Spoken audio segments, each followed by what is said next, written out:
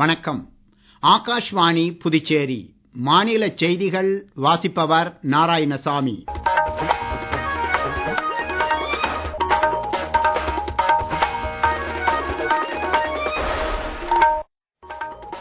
தலைப்புச் செய்திகள். இந்தியா ஒரு தற்சார்பு மற்றும் வளர்ந்த நாடாக மாறுவதில் அடுத்த 2 தசாப்தங்கள் மிக முக்கியமானதாக இருக்கும் என்று குடியரசு துணைத் தலைவர் திரு சி.பி. ராதாகிருஷ்ணன் கூறியுள்ளார். பிரதமர் திரு நரேந்திர மோடி மேற்கு வங்கத்தில் ஹவுரா மற்றும் குவஹாத்தி இடையே படுக்கை வசதி கொண்ட இந்தியாவின் முதல் வந்தே பாரத் ரயிலை இன்று கொடியசைத்து தொடக்கி வைத்தார். கைவினை கலைஞர்களுக்கான பிரதம மந்திரி விஸ்வகர்மா ஹாட் 2026 கண்காட்சி நாளை புதுடில்லியில் உள்ள டில்லி ஹாட்டில் தொடங்குகிறது. பொங்கல் திருநாளின் 4வது நாளான இன்று தமிழகம் மற்றும் புதுச்சேரியில் காணும் பொங்கல் உற்சாகத்துடன் கொண்டாடப்பட்டது. இனி விரிவான செய்திகள். இந்தியா ஒரு தற்சார்பு மற்றும் வளர்ந்த நாடாக மாறுவதில் அடுத்த 2 தசாப்தங்கள் மிக முக்கியமானதாக இருக்கும் என்று குடியரசு துணைத் தலைவர் திரு சி.பி. ராதாகிருஷ்ணன் கூறியுள்ளார். இன்று டேராடூனில் நடைபெற்ற ஒரு தனியார் நிகழ்ச்சியில் ஊடகங்களின் பங்கு குறித்து பேசிய அவர், ஜனநாயகத்தின் 4வது தூணாக ஊடகங்கள் முக்கிய பங்கு வகிக்கின்றன என்று கூறினார். புதுப்பிக்கத்தக்க ஆற்றல், இயற்கை விவசாயம், ஆயுஷ், சுற்றுலா, ஸ்டார்ட் அப் நிறுவனங்கள் மற்றும் திறன் மேம்பாடு ஆகியவற்றில் உத்தராகண்ட் மாநிலத்தின் பரந்த ஆற்றலை அவர் எடுத்துரைத்தார். அம்மாநில முதலமைச்சர் திரு புஷ்கர் சிங் தாமி தலைமையில் உத்தராகண்ட் மாநிலம் புதிய வளர்ச்சி உச்சங்களை அடையும் என்றும் அவர் நம்பிக்கை தெரிவித்தார். இளைஞர்களிடையே நேர்மறை சிந்தனையை வலுப்படுத்தவும், தேசத்தை கட்டி எழுப்பும் உணர்வை வலுப்படுத்தவும், நேர்மறை மற்றும் வளர்ச்சி சார்ந்த முயற்சிகளுக்கு முக்கியத்துவம் அளிக்க வேண்டும் என்றும் அவர் வலியுறுத்தினார். பிரதமர் திரு நரேந்திர மோடியின் தலைமையில் கடந்த 10 ஆண்டுகளில் சாலை, ரயில், விமானம் மற்றும் தகவல் தொடர்பு இணைப்புகளில் உத்தராகண்ட் மாநிலம் குறிப்பிடத்தக்க முன்னேற்றத்தை கண்டுள்ளது என்றும் அவர் பெருமிதம் தெரிவித்தார். பிரதமர் திரு நரேந்திர மோடி இன்று முதல் 2 நாள் பயணமாக மேற்கு வங்கம் மற்றும் அஸ்ஸாம் மாநிலங்களுக்கு பயணம் மேற்கொள்கிறார். இப்பயணத்தின் முதற்கட்டமாக மேற்கு வங்கம் சென்ற அவர் இன்று மதியம் மால்டா மாவட்டத்தில் உள்ள மால்டா நகர ரயில் நிலையத்தில் ஹவுரா மற்றும் குவஹாத்தி இடையே படுக்கை வசதி கொண்ட இந்தியாவின் முதல் வந்தே பாரத் ரயிலை கொடியசைத்து தொடக்கி வைத்தார்.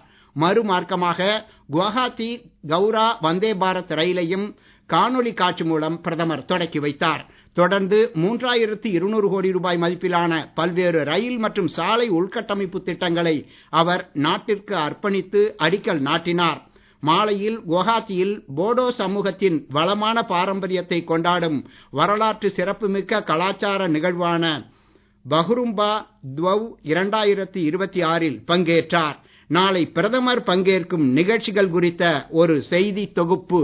பிரதமர் திரு நரேந்திர மோடி தனது பயணத்தின் 2ஆம் கட்டமாக இன்று மாலை அசாம் மாநிலத்திற்கு செல்கிறார். அங்கு பல்வேறு வளர்ச்சி திட்டங்களுக்கு அடிக்கல் நாட்டும் நிகழ்ச்சியில் பங்கேற்ற பின்னர் 2 புதிய அம்ருத் பாரத் விரைவு ரயில்களை கொடியசைத்து தொடக்கி வைக்கிறார். நாளை காலை 11 மணி அளவில் பிரதமர் நாகான் மாவட்டத்தில் உள்ள காலியாபோரில் 6950 கோடி ரூபாய் மதிப்பிலான காசிரங்கா மேம்பால வழித்தட திட்டத்திற்கு அடிக்கல் நாட்டிய பின்னர் அங்கு நடைபெறும் பொதுக்கூட்டத்திலும் உரையாற்ற உள்ளார். இந்த மேம்பால வனவிலங்கு வழித்தடம் விலங்குகளின் தடையற்ற நடமாட்டத்தை உறுதி செய்வதோடு மனித மற்றும் வனவிலங்கு மோதல்களை குறைக்கும் என்று எதிர்பார்க்கப்படுகிறது. மேலும் சாலை பாதுகாப்பை மேம்படுத்துவதோடு பயண நேரத்தை குறைத்து பயணிகள் மற்றும் சரக்கு போக்குவரத்திற்கும் பெரும் உதவிகரமாக இருக்கும் என்று தகவல்கள் தெரிவிக்கின்றன. வந்தே மாதரம் பாடலின் 150வது ஆண்டை கொண்டாடும் வகையிலான மையக்கருத்தோடு குடியரசு தின அணிவகுப்பு நடைபெற உள்ளதாக மத்திய அரசு கூறியுள்ளது. புதுடில்லியில் இன்று செய்தியாளர்களிடம் பேசிய பாதுகாப்புத்துறை செயலர் திரு ராஜேஷ்குமார் சிங், சுயசார்பு இந்தியாவிற்கான தொலைநோக்கு பார்வையுடன் வந்தே மாதரம் பாடலுக்கு புகழாரம் சூட்டும் வகையில் இந்த அணிவகுப்பு நடைபெற உள்ளதாக தெரிவித்தார். 2500க்கும் மேற்பட்டோர் பங்கேற்கும் கலை நிகழ்ச்சி பார்வையாளர்களை பிரமிக்க வைக்கும் என்றும் அவர் கூறியுள்ளார். தமிழக முன்னாள் முதலமைச்சர் டாக்டர் எம்.ஜி. ராமச்சந்திரனின் 109வது பிறந்த நாளை ஒட்டி குடியரசு துணைத் தலைவர் திரு சி.பி. ராதாகிருஷ்ணன் வெளியிட்டுள்ள செய்தியில், ஏழைகள் மற்றும் நடுத்தர மக்களின் நலனுக்காக தமது வாழ்க்கையை அர்ப்பணித்தவர் எம்ஜிஆர் என்று குறிப்பிட்டுள்ளார். பிரதமர் திரு நரேந்திர மோடி வெளியிட்டுள்ள செய்தியில், தமிழகத்தின் வளர்ச்சி மற்றும் கலாச்சாரத்தை முன்னெடுத்து செல்வதில் எம்.ஜி. ராமச்சந்திரன் பெரும் பங்காற்றியதாக புகழாரம் சூட்டினார். தமிழக பள்ளிகளில் சத்துணவு திட்டம், கல்வி திட்டங்கள், பெண்களுக்கான நலத்திட்டங்கள் போன்றவற்றை செயல்படுத்தியவர் டாக்டர் எம்.ஜி. ராமச்சந்திரன் என்று மத்திய இணையமைச்சர் டாக்டர் எல். முருகன் கூறியுள்ளார். புதுச்சேரியில் டாக்டர் எம்.ஜி. ராமச்சந்திரனின் பிறந்த நாளை முன்னிட்டு புதிய பேருந்து நிலையம் எதிரே உள்ள அன்னாரது சிலைக்கு துணைநிலை ஆளுநர் திரு கைலாஷ்நாதன் மாலை அணிவித்து மரியாதை செலுத்தினார். நிகழ்ச்சியில் சட்டப்பேரவைத் தலைவர் திரு செல்வம், பொதுப்பணித்துறை அமைச்சர் திரு லட்சுமி நாராயணன், சட்டப்பேரவை துணைத் தலைவர் திரு ராஜவேலு, சட்டமன்ற உறுப்பினர்கள் திரு ஏ.கே.டி. ஆறுமுகம், திரு சாய் ஜே. சரவணன்குமார், திரு லட்சுமிகாந்தன் ஆகியோர் பங்கேற்றனர். நீங்கள் கேட்டுக்கொண்டிருப்பது மாநில செய்திகள். ஆகாஷ்வாணி செய்திகளை நேயர்கள் உடனுக்குடன் தெரிந்து கொள்ள எமது புதுச்சேரி மண்டல செய்திப் பிரிவின் சமூக ஊடகங்களான @airnews_புதுவை என்ற எக்ஸ் பக்கத்தையும், all India radio news Puducherry என்ற Facebook பக்கத்தையும், @RNU புதுச்சேரி என்ற யூடியூப் சேனலையும் அணுகலாம். செய்திகள் தொடர்கின்றன. கைவினை கலைஞர்களுக்காக பிரத்யேகமாக ஏற்பாடு செய்யப்பட்டுள்ள பிரதம மந்திரி விஸ்வகர்மா ஹாட் 2026 கண்காட்சி நாளை முதல் புதுடில்லியில் உள்ள டில்லி ஹாட்டில் தொடங்குகிறது. இந்த கண்காட்சியை மத்திய சிறு குறு மற்றும் நடுத்தர நிறுவனங்கள் துறை அமைச்சர் திரு ஜித்தன் ராம் மாஞ்சி தொடக்கி வைக்க உள்ளார். இது குறித்த ஒரு செய்தி தொகுப்பு. பிரதம மந்திரி விஸ்வகர்மா ஹாத் 2026 கண்காட்சி நாட்டின் வளமான பாரம்பரிய கைவினை திறன் மரபை கொண்டாடுவதையும் காட்சிப்படுத்துவதையும் நோக்கமாக கொண்டுள்ளது. நாட்டின் பல்வேறு கைவினை கலைஞர்கள் தங்கள் கைவினை பொருட்களை தேசிய மற்றும் சர்வதேச பயனாளர்கள், பங்குதாரர்கள் மற்றும் பொதுமக்களிடம் சந்தைப்படுத்தவும் இந்த கண்காட்சி ஒரு சிறந்த தளமாக அமையும். நாடு முழுவதிலும் உள்ள பல்வேறு மாநிலங்கள் மற்றும் யூனியன் பிரதேசங்களைச் சேர்ந்த 117க்கும் மேற்பட்ட கைவினை கலைஞர்கள் இதில் பங்கேற்று தங்களது பாரம்பரிய திறன்கள் மற்றும் கலைகளை பிரதிநிதித்துவப்படுத்தும் ஒரு நிகழ்வாக அமையும் என்று அமைச்சகம் தெரிவித்துள்ளது. இந்த நிகழ்ச்சிக்கு வெளிநாட்டு தூதரகங்களின் பிரதிநிதிகளும் அழைக்கப்பட்டுள்ளது குறிப்பிடத்தக்கது. இந்த கண்காட்சி நாளை தொடங்கி வரும் 31ஆம் தேதி நிறைவடையும் என்றும் அறிவிக்கப்பட்டுள்ளது. பொங்கல் திருநாளின் 4வது நாளான இன்று தமிழகம் மற்றும் புதுச்சேரியில் காணும் பொங்கல் உற்சாகத்துடன் கொண்டாடப்பட்டது. மக்கள் தங்களது உறவினர்களையும் நண்பர்களையும் சந்தித்து வாழ்த்துக்களை பரிமாறிக்கொண்டதுடன் பல்வேறு சுற்றுலா தலங்களுக்கு குடும்பத்தினருடன் சென்று மகிழ்ந்தனர். காணும் பொங்கலை ஒட்டி மதுரை அலங்காநல்லூரில் ஜல்லிக்கட்டு போட்டிகள் இன்று காலை 7 மணிக்கு தொடங்கி விறுவிறுப்பாக நடைபெற்றது. இப்போட்டியில் வாடிவாசலில் இருந்து வெளியேறிய காளைகளை அடக்க 550க்கும் மேற்பட்ட மாடுபிடி வீரர்கள் களம் இறங்கினர்.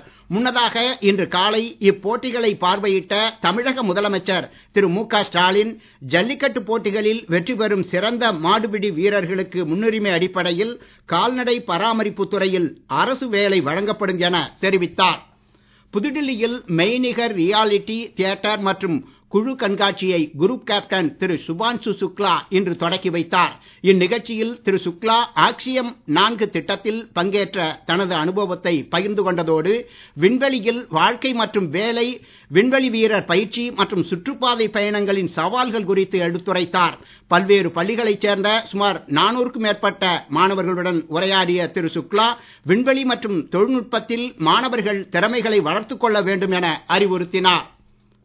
காரைக்கால் சுற்றுலாத்துறை மற்றும் கலை பண்பாட்டுத்துறை இணைந்து நடத்தும் கார்னிவல் 2026 ஒரு பகுதியாக மினி மாரத்தான் ஓட்டம் காரைக்கால் மாவட்ட ஆட்சியர் அலுவலக வளாகத்தில் இன்று காலை நடைபெற்றது.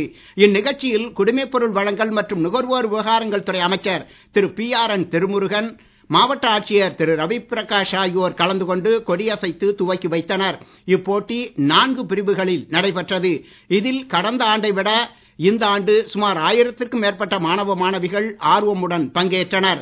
5 கிலோமீட்டர் தூரம் கொண்ட மினி மாரத்தான் போட்டியானது மாவட்ட ஆட்சியர் அலுவலக வளாகத்தில் தொடங்கி காமராஜர் சாலை, PK சாலை, பாரதியார் வீதி மற்றும் தாமஸ் அருள் வீதி வரையில் சென்று தொடங்கிய இடத்திலேயே முடிவு பெற்றது. இப்போட்டிகளில் 52 பேர் தேர்ந்தெடுக்கப்பட்டு கார்னிவலின் இறுதி நாளான நாளை அவர்களுக்கு ரொக்கப் பரிசு வழங்கப்பட உள்ளது.